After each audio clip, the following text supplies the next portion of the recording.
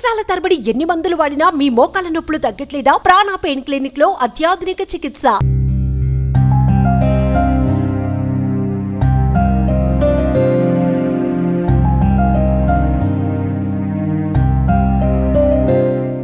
అంటే అసలు గత కొన్నేళ్లుగా మీతో రిలేషన్ లేదని మీ అత్తగారు చెప్తా ఉన్నారండి.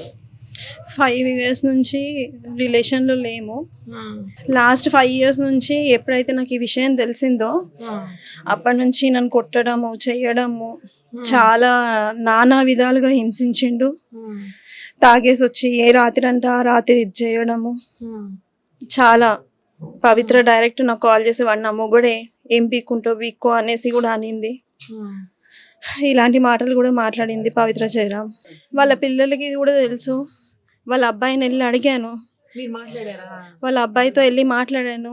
ఇలా నా భర్త మీ అమ్మతో ఉన్నాడు ఏంటిది అనేసి అని అడిగాను. అడిగితే మీ ముందే వెళ్తారా బెడ్రూమ్లోకి అంటే, అవును మా ముందే వెళ్తారు, మాతోనే ఉన్నాడు, వాళ్ళ ఇష్టం వాళ్ళ లైఫ్, మేమేం అబ్జెక్ట్ చెయ్యము అనేసి పవిత్ర జయరాం కొడుకు అన్నాడు. ఎప్పుడొచ్చినా ఇంట్లో పెద్ద టార్చరే. హేట్ చేసినా కంటిన్యూస్గా దాని ఫోటో చూస్తూ ఉంటాడు. ఇంట్లో తాగితే ఇంట్లోనే ఫుల్ అయిన తర్వాత దాంతో వీడియో కాల్ మాట్లాడుతూ ఉంటాడు. చెప్పవే పాప, ఏం చేస్తున్నావు, ఏంది సంగతి, ఇక్కడ నాకు అన్నం పెట్టట్లేదే, అన్నీ ఫాల్స్ అంటే ఫాల్స్. మొత్తం నన్ను బ్లేమ్ చేశాడు, ఎక్కడ పడితే అక్కడ బ్లేమ్ చేశాడు. ఇంకేం చెప్పలేను. ఇంతకంటే కూడా లవ్ మ్యారేజ్ అని చెప్పి విన్నాను. మాది రిలేషన్షిప్ స్టార్ట్ అయ్యి 2004 July 4th స్టార్ట్ అయింది. 2004లో మ్యారేజ్ 15లో అయిందా? మ్యారేజ్ 11 years ముందు మీకు లవ్ ఉంది, రిలేషన్షిప్ ఉంది. అక్కడికి మా పేరెంట్స్ కన్విన్స్ అవ్వలేదు. నేను మా పేరెంట్స్తో కన్విన్స్ చేసి అందరి సమక్షంలో లవ్ మ్యారేజ్ చేసుకున్నాడు. గ్రాండ్గా చేశారు పెళ్ళి. అందరూ ఒప్పుకొని చేసి, నేను మా అమ్మ చెప్పినా నేను వినలేదు. ఇతడే కావాలి, నాకన్నయ్య నాకు కావాలి, వాడే లోకం సర్వస్వం అని బతికిన. ఏది చేసినా ఏం చేసినా ఈ రోజు వరకు ఈ మూమెంట్ కాకుండా నిన్నటి వరకు కూడా మా మమ్మీ వాళ్ళ సైడ్ ఎవరికి ఏమీ చెప్పలేదు. నేను ఎంత ప్రాబ్లం ఫేస్ చేసినాను, సఫర్ అయినాను, ఎటువంటివి మా మమ్మీ వాళ్ళకి తెలియదు. ఏదున్నా ఏమున్నా అత్తగారికి చెప్పుకున్నాను, బయట ఎక్కడ పెట్టుకోలేదు. అతను రాకపోయినా సరే ధైర్యంగా ఒక మొగోడిలాగా నా పిల్లలని పెంచుకున్నాను. ఏ రెస్పాన్సిబుల్ లేదు. ముందు జాబ్ చేసేదాన్ని హెచ్ఆర్గా, ఇప్పుడు మానేశాను. అమ్మ లేదు. అమ్మ చనిపోయిన వెంటనే లాక్డౌన్లో వీళ్ళ రిలేషన్షిప్ స్టార్ట్ అయ్యింది. అప్పటి వరకు బాగానే ఉన్నారు. వీళ్ళ రిలేషన్షిప్తో ఎప్పుడైతే స్టార్ట్ అయ్యిందో అప్పటి నుంచి నన్ను కొట్టడము తిట్టడము కంటిన్యూస్గా చేశాడు. చాలా చాలా అంటే ఒక సాడిస్ట్ కంటే ఇంకా అధ్వానంగా బిహేవ్ చేశాడు. ఏం చేయకుండానే అన్నీ వల్గర్ లాంగ్వేజ్ మాట్లాడుకుంటూ, ఎవరితో మాట్లాడినా అన్నయ్య అన్న రిలేషన్తో మాట్లాడినా కానీ అఫేర్ పెట్టి తప్పుగా తీయడం, అది ఎవరైనా సరే. మా అత్తగారు నాకు సపోర్ట్ చేశారు, మా మామయ్య ఇద్దరు సపోర్ట్ చేశారు వాళ్ళ ఫ్యామిలీలో. అంతకు మించి ఎవరు లేరు. నేను ఏదైనా వాళ్ళే లోకం సర్వస్వం అనేసి నన్ను బతికినాను. ఇప్పుడు అతనే లేకుండా పోయినాడు.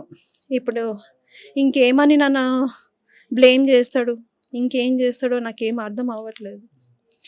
ఏం చెయ్యాలి ఈ మూమెంట్లో? నాకు నా పిల్లలను చూసుకొని నేను ఏం చెయ్యాలి? 2 పిల్లలు. పాపది 8 years, బాబుది 4 years. పిల్లల కోసం కూడా వచ్చేవాడు కదా? పిల్లల కోసం వచ్చినా ఇట్లా చూసి వెళ్ళిపోయేవాడు. పిల్లల కోసం వచ్చినప్పుడు పవిత్ర ఆంటీ ఉంటుందానా మీకోసము, పవిత్ర ఆంటీ ఉంటుందానా, దీని ఏమైనా సరే పవిత్ర ఆంటీ ఉంటుంది. మరి నేనేం అవ్వాలి అని అంటే కూడా దానికి సమాధానం లేదు, ఏది లేదు. తన మైకంలో ఉండిపోయాడు. మొన్న 4 days కూడా షూట్ ఉందని చెప్పాడు, కానీ కట్ చేస్తే తను ఊటీకి వెళ్ళారు. ఓకే. ఇద్దరు కలిసి ఊటీకి వెళ్ళారు. ఊటీకి వెళ్ళి డే బై డే ఒక్కొక్క రీల్ షేర్ చేసి నన్ను టార్చర్ పెడదామని ప్రయత్నం చేశారు ఇద్దరు కలిసి. యాక్చువల్గా తను ఇన్స్టాగ్రామ్లో కూడా, పవిత్ర జయరామ్ ఇన్స్టాగ్రామ్లో కూడా తను పోస్ట్మార్టం అయిపోయిన తర్వాత కంటిన్యూస్గా 4 రీల్స్ పోస్ట్ చేశారు. విత్ ఇన్ ఫ్యూ అవర్స్లో డిలీట్ చేసేసారు. ఆ వీడియోస్ కూడా వైరల్ అయ్యాయి. సో వీళ్ళిద్దరు కలిసి ఊటీకి మొన్న ట్రిప్కి ఊటీకి వెళ్ళిన వీడియోస్ కూడా వైరల్ అయ్యాయి. 3rd క్లాస్, ఇప్పుడు బాబు LKG, చాలా చిన్న చిన్న పిల్లలు. న్యాయం జరుగుతుంది. మీ వైపు అడిగే వాళ్ళు కూడా ఎవరు లేనట్టున్నారు, మీ అత్తగారు తప్ప. అత్తమ్మ వాళ్ళు ఉన్నారు, మా ఫ్యామిలీ వాళ్ళు వస్తున్నారు, మా మమ్మీ వాళ్ళ సైడ్ వాళ్ళు వస్తున్నారు, మా మేనమామయ్య వాళ్ళందరూ వస్తున్నారు, దారిలో ఉన్నారు. వాళ్ళకి ఇప్పటి వరకు ఎటువంటి విషయం తెలియదు. ఈ సూసైడ్ తోనే అన్ని బయటికి వస్తున్నాయి. అసలు ఇప్పటి వరకు మీరు వైఫ్ ఉన్నారు, పిల్లలు ఉన్నారని కూడా ఎవరికి తెలియదు. అతను చెప్పనీయలేదు. సోషల్ మీడియాలో నేను అతన్ని ట్యాగ్ చేసి ఏమైనా వీడియోస్ పెట్టినా సరే అవి ఇమీడియట్ గా డిలీట్ చేసేస్తారు. నన్ను బ్లాక్ చేసేసాడు. ఇన్స్టాగ్రామ్ లో కానీ, ఫేస్బుక్ లో కానీ, ఏ ఛానల్లో అయినా బ్లాక్ చేసేసాడు.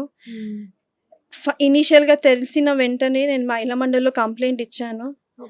అక్కడ ఇచ్చిన తర్వాత కూడా అక్కడ కౌన్సిలర్ ముందు చెప్పాడు, అదే నా లైఫ్ అని. అంటే పవిత్ర అనే లైఫ్ అంటే అక్కడ అన్నారు కూడా, మా అమ్మ వీడు చేంజ్ కాడు, వదిలేసేయి, సెటిల్ చేసుకొని వదిలేసేయి అని అన్నాడు. అయినా నేను వినలేదు, ఎందుకంటే నాకు పిల్లలకి తండ్రి కావాలి. ఈరోజు నేను మా మమ్మీ లేక నేను చాలా పెయిన్ అవుతున్నాను. ఆ సఫర్ నా పిల్లలు అవ్వద్దు అని ఆలోచించాను. కానీ తండ్రి కావాలి. నిన్న కూడా అందరిలో కూర్చోబెట్టి మాట్లాడాం. ఏమని అంటే, ఇలా suicide Pavi wait for 2 days అని పెట్టాడు ఇన్స్టాగ్రామ్ లో.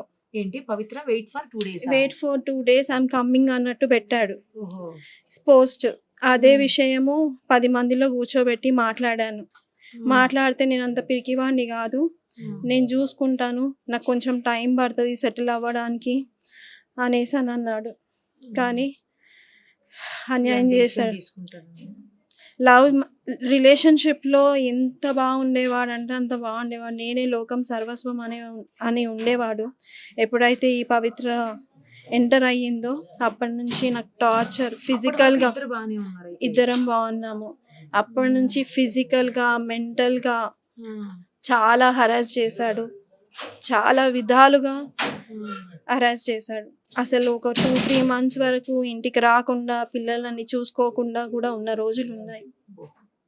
మీ వైపు ఎవరు లేరు కూడా కదా అడగడానికి కూడా. ఇన్ని రోజులు అసలు మీరు చెప్పలేదు అంటున్నారు. నేను చెప్పలేదు. యాక్చువల్గా చెప్పాలంటే పెద్దగా చేసుకుంటే ఎందుకు, పాప సెటిల్ అవుతుంది, అమ్మ లేదు, అమ్మ సపోర్ట్ లేనందుకు పాపకి ఫ్యూచర్లో ఏమైనా కావాలి, ఒకేషన్స్ ఏమైనా చేయాలన్నా, ఫంక్షన్స్ కావాలన్నా మా వాళ్ళు రావాలి అంటే నేను ఇష్యూ చేయకుండా ఉంటేనే వాళ్ళు వస్తారు, చూస్తారు. అందుకనే అదొక్క విషయానికి ఓపిక పట్టాను. ఎందుకంటే ఒక ఆడపిల్ల ఉంది నాకు. 2 అబ్బాయిలు ఉండుంటే అది డిఫరెంట్ ఉండేదేమో, కానీ ఒక ఆడపిల్ల ఉంది. నేను ఫ్యూచర్ ఖరాబ్ చేయొద్దు కాబట్టి, పాడు చేయొద్దు కాబట్టి ఇలా ఆలోచించాను. లేదు, నేను మాట్లాడలేదు. ఒకసారి 2 days బ్యాక్ తను వచ్చిన నెక్స్ట్ డేనే కాల్ చేశాను. ఏమైంది ఇంకా నైట్ రాలేదు అని అంటే, ఇవన్నీ మాట్లాడకు, నేను రెస్పాన్సిబిలిటీస్ ఫుల్ఫిల్ చేస్తాను, అంతకు మించి నా గురించి ఎక్స్ట్రా అడగడం అవసరం లేదు. ఇన్సిడెంట్ జరిగిన రోజు ఇన్సిడెంట్ తర్వాత 2 daysకి మార్నింగ్ నైట్ అంతా ఇంటికి రాలేదు అని అంటే అడిగితే ఆ మాట అన్నాడు. కానీ యాక్చువల్గా ఆమె హార్ట్ స్ట్రోక్ వచ్చి చనిపోయింది అని చెప్తున్నారు. తెలియదండి. యాక్చువల్గా చెప్పాలంటే నాకు తెలిసి డ్రైవర్ ఉన్నాడో లేడో తెలియదు. టు బీ ఫ్రాంక్, డ్రైవర్ ఉండుంటే ఈ పాటికి ఓపెన్ అప్ అయ్యేది, డ్రైవర్ వచ్చేవాడు సీన్లోకి. డ్రైవర్ అయితే లేడు అని నా వే ఆఫ్ ఆలోచన. ఎందుకంటే తనకి రిబ్స్ ఇదయ్యాయి అన్నది తెలిసిన ఇన్ఫర్మేషన్, రిబ్స్ ఫ్రాక్చర్ అయ్యాయి అన్నది ఇన్ఫర్మేషన్ పవిత్రకి. ఎందుకంటే నాకు 12:40 కాల్ చేశాడు. ఎప్పుడు ఇలానే తాగేసి కాల్ చేస్తాడు అనేసి నేను లైట్ తీసుకున్నాను సైలెంట్ పెట్టి. యాక్చువల్గా Okay, ముందు okay. రోజు మా అత్తయ్యకి బ్యాక్ పెయిన్ అయ్యింది, తనకి ఆహా. యూరిన్ ఇన్ఫెక్షన్, కిడ్నీలో వాటర్ స్టోర్ అయ్యింది అనేసి midnight 11:40 కేమో విజయ హెల్త్ కేర్కి వెళ్ళాము. వెళ్తే అక్కడ తనకి ట్రీట్మెంట్ చేయించుకొని డ్రిప్స్ ఎక్కించుకొని రిటర్న్ అయ్యాము. ఆ రోజు నైట్ మొత్తం తనకి అంటే మాకు స్లీపే లేదు. మీరు పడుకున్నారు నెక్స్ట్ డే పడుకున్నాను. పడుకున్న తర్వాత అత్తయ్య వాళ్ళు 1:10, 1:15 అలా వచ్చారు. అంతలోపు వాళ్ళ నాన్నకు కాల్ చేశాడంట.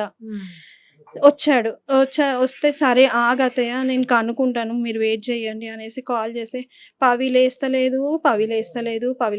సరే ఒక్క నిమిషం ఆగు, నీకేమయ్యింది ఫస్ట్ అది మేజర్గా చెప్పు అనేసి అని అడిగాను. అంటే నాకు కాళ్ళకి చేతులకు దెబ్బలు తాకాయి కానీ పవి లేస్తలేదు అనేసి అని అంటే వెయిట్ చెయ్యి, వేరే హాస్పిటల్కి తీసుకోవడానికి ట్రై చెయ్యి అనేసి చెప్పాను. అంటే కాల్ కట్ చేశాడు. మళ్ళీ కొంచెం సేపటికి మళ్ళీ కొద్దిసేపటికి మళ్ళీ కాల్ చేసి తను చనిపోయింది అనేసి ఏడుస్తున్నాడు. ఇంకా దానికి నేనేం చేయలేను. సో ఇది ఇన్సిడెంట్ జరిగింది. ఈ రోజు పొద్దున్న మీ అత్తయ్య చెప్తున్నారు మార్నింగ్ నుంచి ట్రై చేస్తే దొరకలేదు. యాక్చువల్గా నేను 12 నుంచి మేము ట్రై చేస్తున్నాము. 2 o'clock పవిత్ర ఫ్లాట్కి వెళ్ళాల్సి ఉండింది. వాళ్ళ ఫ్రెండ్ సాయి అనేసి ఉన్నాడు, అతని దగ్గరికి అంటే నైట్ వెళ్ళి పవిత్ర దగ్గర నుంచి లగేజ్ మొత్తం తీసుకొచ్చి నా దగ్గర పెట్టాడనమాట. ఇంట్లో పెట్టాడు అతని డ్రెస్సెస్ లగేజ్ మొత్తము పెడితే నేనేం చేశాను, నాకు డౌట్ వచ్చి 2 o'clockకి నేను వెళ్దాము అని ఫిక్స్ అయ్యాను. వెళ్తే నాకు రూట్ తెలియదు అక్క, నైట్ తీసుకెళ్ళాడు గల్లీలు తిప్పుకుంటూ అనేసి అని అన్నాను. ఇంకొక ఫ్రెండ్ని ఒక ఇన్ఫార్మర్ని పెట్టాడు ఇక్కడ నా కోసం. అంటే నేను మా ఇంటికి ఎవరు వస్తున్నారు, ఎవరు వెళ్తున్నారు, నా పిల్లలు ఏం చేస్తున్నారు, ఇక్కడ నుంచి ఇన్ఫర్మేషన్ ఇచ్చే అతన్ని అక్కడ పెట్టేసి అతన్ని అడిగాను, ఉదయ్ అన్న కనిపిస్తలేడు, మరి ఫ్లాట్కి వెళ్దామా మణికొండ కంటే అక్క మా ఇంట్లో ఫంక్షన్ ఉంది అయిపోయినాక కాల్ చేస్తాను అనేసి అని అన్నాడు. నేను కూడా కాల్ చేస్తాను అక్క అనేసి కాల్ చేశాడు. యాక్చువల్గా నేను ఆల్మోస్ట్ ఒక 20-30 మెంబర్స్ నుంచి కాల్ చేయించాను. ఒకరి ఫోన్ కాకపోతే ఇంకొకరి ఫోన్లో నుంచి అయినా లిఫ్ట్ చేయొచ్చేమో అనేసి రోడ్ల పంట తిరుగుతూ అటు ఇటు తిరుగుతూ చేయించాను. రెస్పాండ్ లేదు. సరేలే దాని ఫ్లాట్కి అయితే వెళ్తే తెలుస్తుంది ఏంటో సంగతి అని వేరే పిల్లలను ఇచ్చి పంపిస్తే అప్పటికి అయిపోయింది. అంటే మాకు తెలిసింది 6 గంటలకు అట్లా 6 o'clock 12 o'clock నుంచి 12:30 నుంచి కంటిన్యూస్గా తిరుగుతూనే ఉన్నాము. ఆ పిక్ లో కూడా ఏదో చున్నీ కనిపిస్తుంది. ఏమో తెలియదండి, నేను చూడలేదు ఇప్పుడు వరకు చూడలేదు. నాతో మాట్లాడకు అనేసి అన్నాడు. పెళ్లి చేసుకునే ముందేమో నేనే నీకు లోకం సర్వస్వం అన్నీ నేను చూసుకుంటాను, నువ్వేం టెన్షన్ పడకు. నా ఫ్రెండ్స్ అడిగారు కూడా, చందు నువ్వు బాగా చూసుకోవాలి శిల్పని అని అంటే, ప్రామిస్ నేను అస్సలు ఆవిడని వదిలిపెట్టాను, శిల్పని అస్సలు వదిలిపెట్టాను అనేసి అని అన్నాడు. అట్లాంటిది వదిలిపెట్టేసి వెళ్ళిపోయాడు. ధైర్యంగా ఉండండి, ఎందుకంటే పిల్లల కోసం ఇంక ఇప్పుడు తండ్రి లేరు, కనీసం మీరు కూడా ఇలా డీలా పడిపోతే పిల్లలకి ఇబ్బంది అవుతుంది కదా. కొంచెం పిల్లల గురించి ఆలోచించుకుని ధైర్యంగా ఉండండి. మీ అత్తగారి వాళ్ళకు కూడా మీరే కదా ఇక ధైర్యం, పిల్లలకి మీ అత్తగారికి అందరికి. ఏం చెప్పాలో నాకు అర్థం అవుతలేదు ఈ సిచ్యువేషన్లో. వాళ్ళనే నమ్ముకొని బతికిన ఇన్ని రోజులు, ఎంత ఓపిక పట్టినానో, చాలా ఓపిక పట్టినా, కానీ నా ఓపికకి వాల్యూ లేకుండా చేశాడు. అంతే. ఇప్పటికైనా అబ్బాయి వస్తాడు, కలిసి కాపురం చేద్దాం అనుకుంది. నిన్న కూడా ఒకటే చెప్పాను, అందరినీ కూర్చోబెట్టి చెప్పాను, అయ్యింది అయిపోయింది, నేను తన టాపిక్ తీయను, తను నాతో మాట్లాడకపోయినా పర్వాలేదు, పిల్లల కోసం తను ఉండాలి, టైం తీసుకున్నా పర్వాలేదు, ఎంత టైం తీసుకున్నా పర్వాలేదు, తీసుకొని నేనేం అనను, తన ముందుకి రాను అని క్లియర్గా అందరిలో చెప్పిపించాను. పిల్లల కోసము కావాలి, తండ్రి కావాలి అన్న ఆలోచనతోనే ఇన్ని డేస్ ఓపిక పట్టాను, సంవత్సరాలు ఓపిక పట్టాను. కానీ ఆ ఓపికకి కూడా అసలు అతన్ని ఎలా పోల్చాలా, ఏం పోల్చాలో నాకు అర్థం అవ్వట్లేదు. ఏదన్నా అంటే పవి పవి పవి ముందేమో ఏదంటే కనయ కనయ కనయ అస్సలు నోట్ల నుంచి ఒక మాట పడుకునే ముందు కూడా కనయ కన్నా ఏం చేస్తున్నావే కన్నా కన్నా కన్నా అని వద్దా ఆ మాట తప్పితే వేరే మాట ఉండకపోతుండే. తన హ్యాండ్ పైన కూడా ఒక టాటూ ఉంటది, మీరు గమనించినారో లేదు, కన్నయ్య అని రాసి ఉంటది. తనతో డైరెక్ట్ ఫైట్ చేసినా ఏం చేసినా ఏది చేసినా తను ఏం చేసిందో తెలియదు, కానీ తను మాత్రం చాలా నన్ను ఏ రోజు నా పిల్లలకి స్కూల్లో రిపోర్ట్స్ లో కానీ దేంట్లో తండ్రి స్థానంలో సైన్ పెట్టలేదు. కాకపోతే ఆ ప్రతీక్ష కాలేజ్ రిసిప్ట్ కి పేరెంట్ ప్లేస్ లో సైన్ పెట్టాడు. అంటే ఆమె ఎవరు? వాళ్ళ అమ్మాయా? వాళ్ళ అమ్మాయికి తను ఉన్నాడంట, పవిత్ర కూతురికి కొడుకుకి ఉన్నాడంట. కానీ నా పిల్లలకి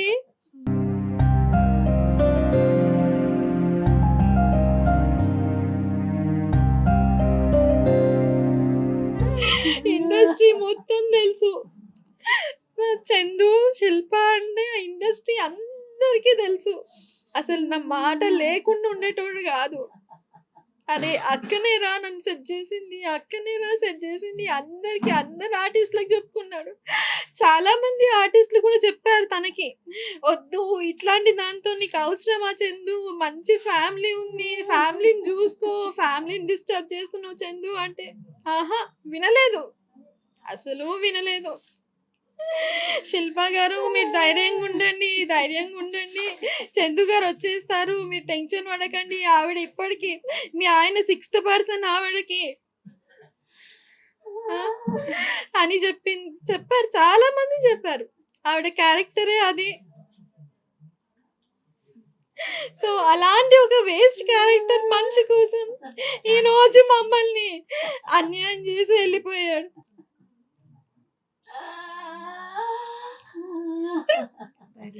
అసలు నా పేరు లేకుండా అరే అక్క చేసిందా, కన్నా చెప్పు, ఇప్పుడే స్టార్ట్ అయినా, ఇక్కడున్నా, ఈ లొకేషన్ లో ఉన్నా, వచ్చేస్తున్నా, హార్డ్లీ ఇంకా 5 minutes లో ఉంటేనే ఇంట్లో వచ్చేస్తున్నా. ఇదంతా 2020 వరకు కంటిన్యూగా ఉండింది. ఎప్పుడైతే ఫస్ట్ లాక్డౌన్ స్టార్ట్ అయ్యిందో అప్పటి నుంచి ఎప్పుడు నా మీద చెయ్యనోడు.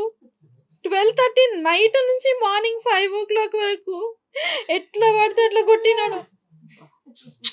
అయినా మా మమ్మీ వాళ్ళ సైడ్ ఎవరికి చెప్పుకోలేదు, మా మేనమామలకు కానీ ఎవరికి చెప్పుకోలేదు. నేను ఏదున్నా మా అత్తయ్యతో మాట్లాడుతుండే, అది కూడా ఊరబకపోతుండే. ఈ ఏరియాలో అందరూ అంటారు తల్లి కూతురు లాగా ఉన్నారు అనేసి. మదరే అనుకున్నానండి, తర్వాత తెలిసింది మదర్ లేదు అని. కానీ ఇంత అన్యాయం చేసి వెళ్తాడు అని అనుకోలేదు.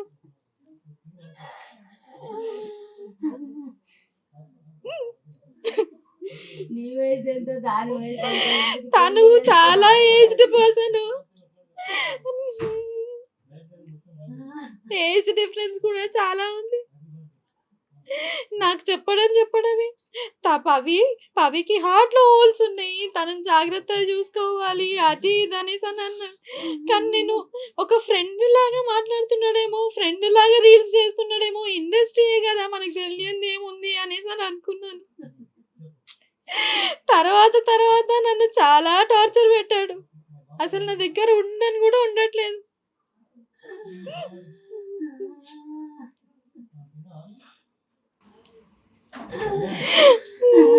ధైర్యంగా ఉండండి, పిల్లల కోసమైనా ధైర్యంగా ఉండాలి.